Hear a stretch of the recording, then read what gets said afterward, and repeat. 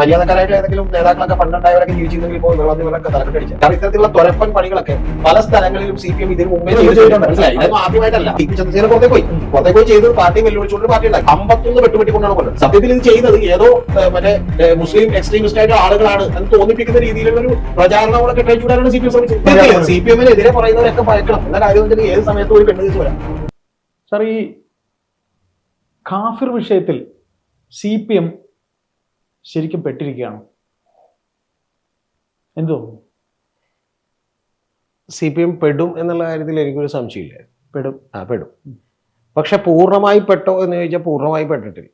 എന്താ കാര്യം എന്ന് വെച്ചിട്ടുണ്ടെങ്കിൽ ഇതിൽ കോടതിയിൽ നിന്ന് വിധിയോ തെളിവുകളോ ഒന്നും വരാൻ പോകുന്നില്ല. കാരണം പോലീസ് ഇത് കൃത്യമായ അന്വേഷണം നടത്തിയിട്ടുണ്ടെങ്കിൽ പോലീസിന് നേരത്തെ തന്നെ അറിയാം ഇത് ആരാണ് കൃത്യമായി പോയെങ്കിൽ, പിന്നെ കൃത്യമായി പോയിരുന്നെങ്കിൽ അറിയാം. ഇപ്പൊ തന്നെ പോലീസ് ഹൈക്കോടതിയിൽ കൊടുത്തേക്കുന്ന റിപ്പോർട്ടാണ് ഇത്രമാത്രം വിഷയമാവാനുള്ളൊരു കാരണം. ആ കാരണത്തിൽ പറയുന്ന ഒരു കാര്യം, ഇപ്പൊ KK ലതിക എന്ന് പറഞ്ഞാൽ ആരാണ്?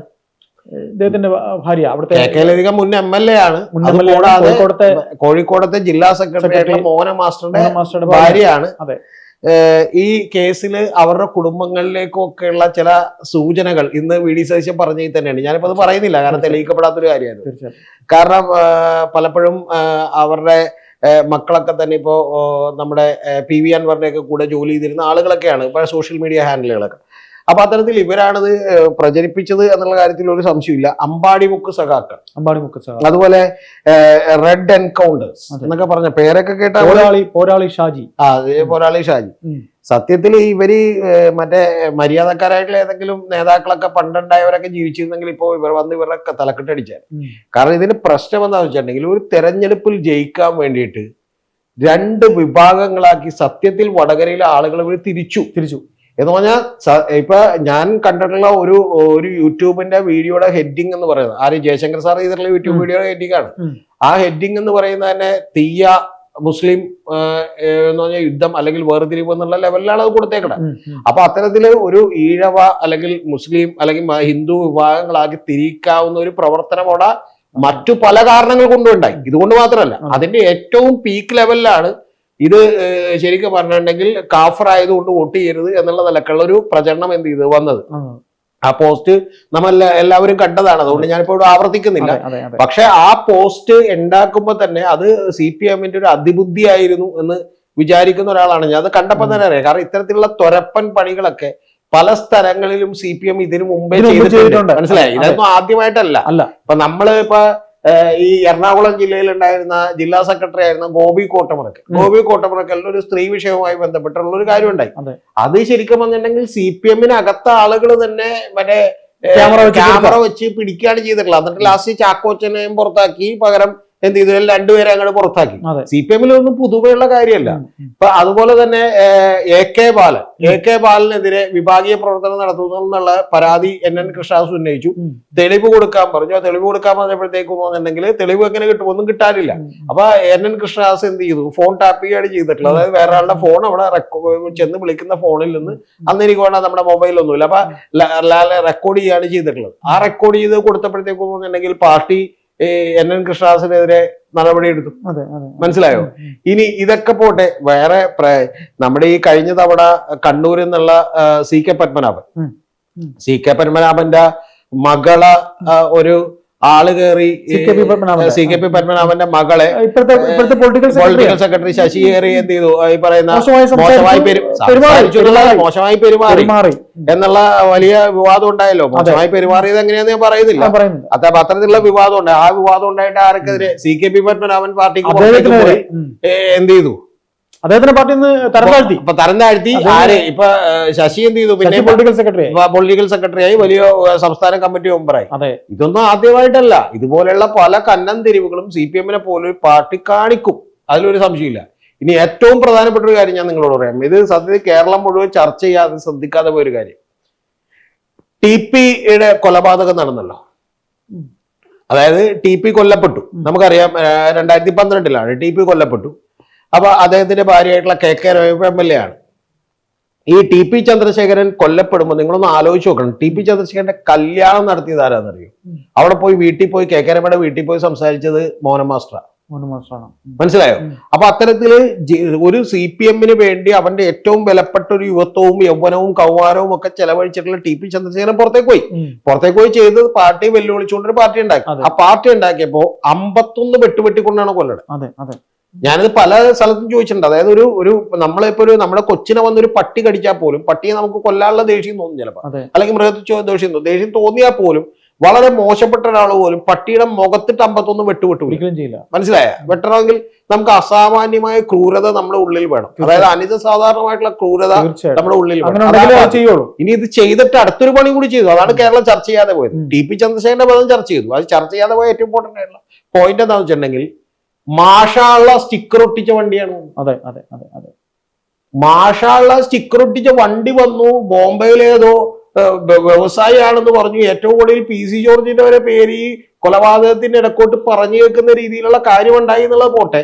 ഈ മാഷാള്ള സ്റ്റിക്കർ ഒട്ടിക്കുമ്പോ എന്താണ് സത്യത്തിൽ ഇത് ചെയ്തത്? ഏതോ മറ്റേ മുസ്ലിം എക്സ്ട്രീമിസ്റ്റ് ആയിട്ടുള്ള ആളുകളാണ് എന്ന് തോന്നിപ്പിക്കുന്ന രീതിയിലുള്ള ഒരു പ്രചാരണമോടെ കെട്ടഴിച്ചു വിടാനാണ് CPM ശ്രമിച്ചത്. തീർച്ചയായിട്ടും. മനസ്സിലായോ? ഇതാണ് കലാപാഹ്വാനത്തിന് കേസെടുക്കേണ്ടത്. അല്ലാതെ ചെകുത്താനെതിരെ അല്ല കലാപാഹ്വാനത്തിന് കേസെടുക്കേണ്ടത്. മനസ്സിലായോ? PC ജോർജിനും സ്വപ്ന സുരേഷിനും എതിരെ അല്ല. ഞാൻ പറഞ്ഞത് ഇതാണ് കേസെടുക്കേണ്ടത്. പക്ഷെ കേസെടുക്കുന്നവർ തന്നെ പാർട്ടി സെക്രട്ടറി ആയിരുന്ന പിണറായിയാണ് ഈ സ്റ്റിക്കർ ഒട്ടിച്ച. അതെ, അതുകൊണ്ടാണല്ലോ അത് കഴിഞ്ഞതിന് ശേഷം കുലംകുത്തി എന്നും കുലംകുത്തി തന്നെയാണെന്ന് വിളിച്ചതും പുള്ളിയാണ്. അതുകൊണ്ട് ഈ പറയുന്ന പണിയൊക്കെ CPM ചെയ്തില്ലെങ്കിൽ മാത്രമേ നമുക്ക് എന്ത് ചെയ്യാനുള്ളൂ? അത്ഭുതപ്പെടേണ്ട കാര്യമുള്ളൂ. അത്ഭുതപ്പെടേണ്ട കാര്യം. മനസ്സിലായോ? ഇത്തരം കൂടെ നിന്നുകൊണ്ട് പണി ചെയ്യുന്ന മറ്റേ സിംഹം വന്നിട്ട് എന്ത് ചെയ്യുന്നു? പാല് കുടിക്കുകയും പുല്ല് തിന്നുകയും ചെയ്താൽ മാത്രമേ നമ്മൾ എന്ത് ചെയ്യേണ്ട കാര്യം? അത്ഭുതപ്പെടേണ്ട കാര്യം ഉള്ളൂ. ജേർണലിസത്തിലൊക്കെ പറയൂലേ, അതായത് പട്ടി നിങ്ങളെ കടിച്ചാൽ വാർത്തയല്ല, കാരണം അതൊരു യൂഷ്വൽ സംഭവമാണ്. പക്ഷെ നിങ്ങൾ പട്ടിയെ കടിച്ചാൽ അത് വാർത്തയാണ്. അപ്പൊ അസ്വാഭാവികമായ ഒരു കാര്യമാണ് വാർത്തയാകുന്നത്. ഇത് സത്യത്തിൽ നമുക്കൊരു വാർത്ത പോലും അല്ല എന്നാണ് ഞാൻ വിചാരിക്കുന്നത്. കാരണം ഇതുപോലെയുള്ള പല തരികിട പണികളും ഇതിനു മുമ്പ് കാണിച്ചിട്ടുണ്ട്. ഇത് തുടക്കം മുതൽ അങ്ങനെ ഒരു മണം ഉണ്ടായിരുന്നു. ആന്തൂർ സാജൻ കൊല്ലപ്പെട്ടതിന് ശേഷം ഇവരെന്താ പറഞ്ഞത്? ഒന്ന് ആലോചിച്ച് നോക്കി. ഏറ്റവും ഒടുവിൽ ഇവര് മാറിയോ? സിദ്ധാർത്ഥൻ കൊല്ലപ്പെട്ടല്ലോ. ആന്തൂർ സാജന ഏതാന്ന് മനസ്സിലായോ? 18 കോടി രൂപ മുടക്കി ഇവിടെ വന്ന് പാവം ഒരു വിദേശത്തെങ്ങാനും സുഖമായിട്ട് താമസിക്കേണ്ട ആവശ്യമുണ്ടായിരുന്നു. ഈ കേരളത്തിലൊന്നും വന്ന് ഒരു സാധനവും പണിയേണ്ട ഒരു കാര്യമില്ല.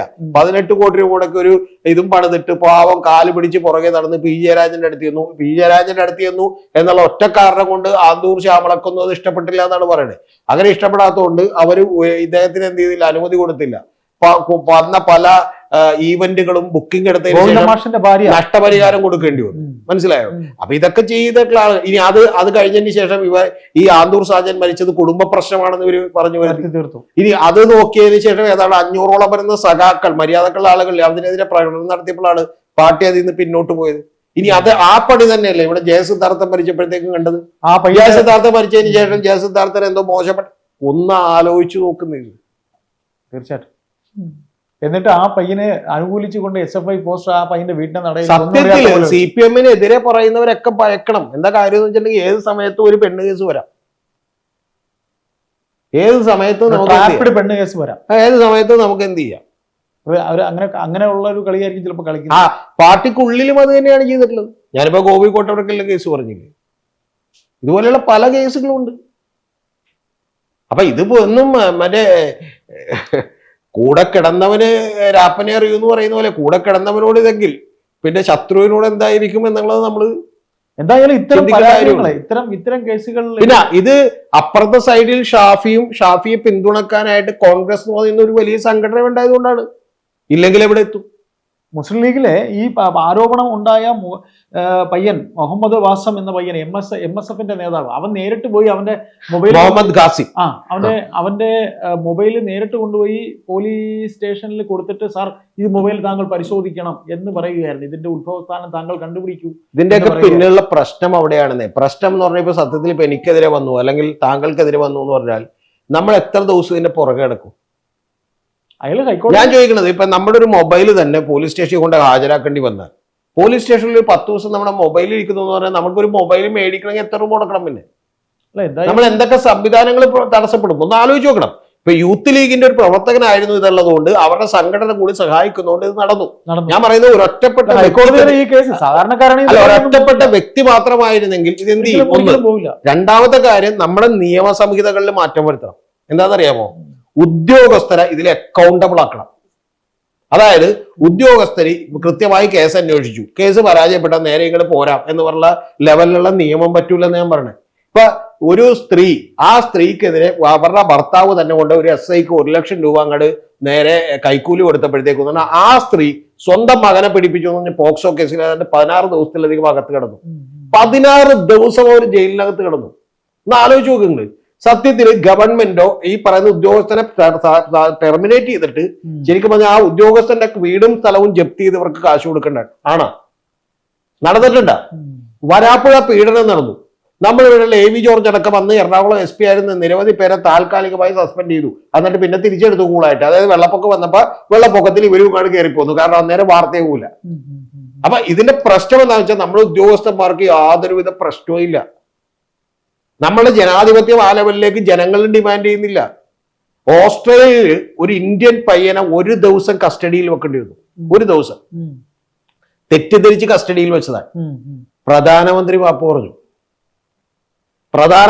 പറഞ്ഞു. എന്റെ ഓർമ്മ ശരിയാണെങ്കിൽ അവന് പിറ്റേ ദിവസം, അതായത് അവന്റെ ഫ്ലൈറ്റ് മിസ്സായിപ്പോയി. ആ മിസ്സായി പോയപ്പോ പിറ്റേ ദിവസം പോകാനുള്ള കംപ്ലീറ്റ് ഉത്തരവാദിത്വം അവിടുത്തെ ഗവൺമെന്റ് ഏറ്റെടുത്തു. അല്ല, ഇവിടെ ഗുണ്ടകളെ കൊണ്ടുപോയല്ലേ പോലീസ് അന്വേഷണം നടത്തണം? അതാ പറയണേ, പോലീസ് ഇവിടെ എന്ത് വേണമെങ്കിലും കാണിക്കാം. കൂടെ കൊണ്ടുപോയാണ് കേസ് അന്വേഷണം നടത്തുന്നത്. ഇതൊന്നും സത്യത്തിൽ ഇപ്പൊ പോലീസുകാർ എന്ത് ചെയ്യും പാവങ്ങള്? കാരണം എന്ന് വെച്ചിട്ടുണ്ടെങ്കിൽ അവർക്ക് അന്വേഷിച്ചിട്ട് മോഹന മാസ്റ്റർക്കെതിരെ റിപ്പോർട്ട് കൊടുക്കാൻ പറ്റും. അല്ല, ഇതിപ്പോ പോലീസിന് ഒന്നും ചെയ്യാൻ പറ്റാത്ത സ്റ്റേജിലേക്ക് കേസ് എത്തിക്കഴിഞ്ഞു.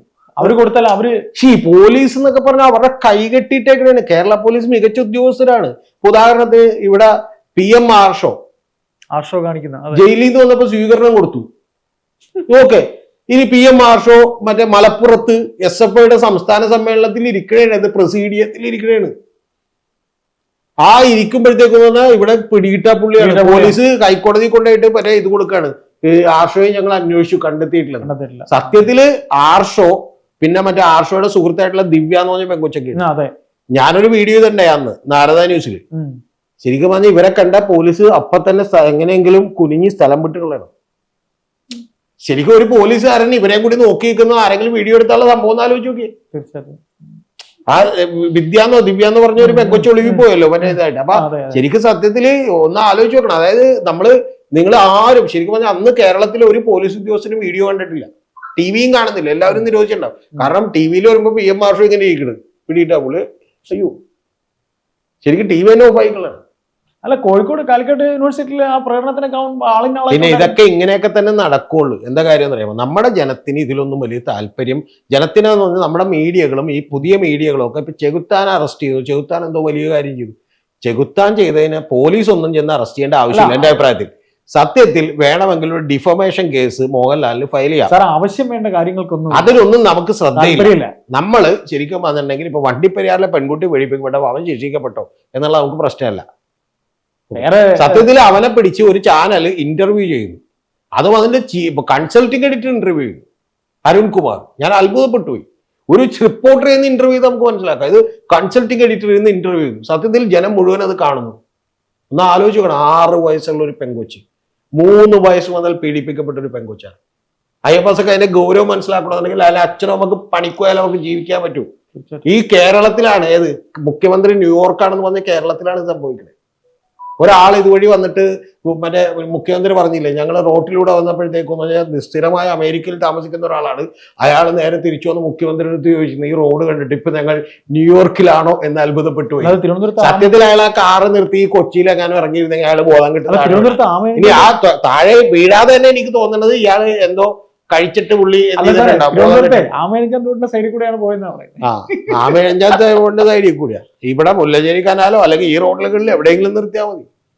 അപ്പൊ ഇതുപോലെയുള്ള പല തന്ത്രങ്ങളും ഏതായാലും ഭരണത്തിലിരിക്കുന്ന CPM-ന് ഇനി എനിക്ക് ഒരു പേടി കൂടിയുള്ളു, ഈ കാഫിർ എന്ന് പറഞ്ഞ റിപ്പോർട്ട് കൊടുത്ത പോലീസുകാരന് എന്ത് സംഭവിക്കും? ശരിയാണ്, അവൻ മിക്കവാറും മറ്റേ കാസർഗോഡിന്റെ ബോർഡറിലൊക്കെ ഉള്ള സ്ഥലങ്ങളുണ്ട്, അവിടെ ചെന്നിട്ട് ശരിക്കും പറഞ്ഞിട്ടുണ്ടെങ്കിൽ അവിടെ ജീവിക്കണമെന്നുണ്ടെങ്കിൽ തന്നെ ശരിക്കും അവിടെയുള്ള ലോക്കൽ സഹകളുടെ കാലാധിപനെ പിടിക്കണം. ഒരു അബദ്ധം പറ്റിപ്പോയതാണ്, ഉപദ്രവിക്കരുത് എന്ന് എന്ത് ചെയ്യണം.